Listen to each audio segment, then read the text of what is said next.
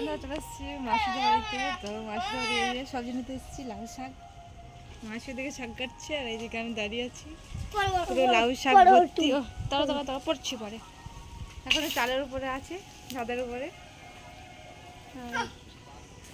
মাসির বাড়িতে কত সুন্দর সবজি, এই যে পেঁয়াজ গাছটা বড় বড় হচ্ছে, পেঁয়াজগুলো আমাদের এই পেঁয়াজগুলো বড় বড় হয়নি। বাঁধাকপিগুলো কি সুন্দর হয়েছে, বড় বড় হয়েছে, দারুণ হচ্ছে। মাসি এই ফুলকপি অল্প লাগিয়েছে নাকি? এই ফুলকপিগুলো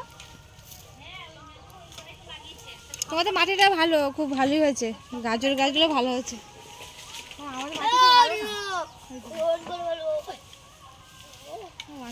ওই তাই বাড়ির বাড়িতে চলে যাচ্ছে, হয়েছে ওই দিকে চলে যাচ্ছে, কত অনেক হয়েছে। এখানে গাছ লাগিয়েছো তো না?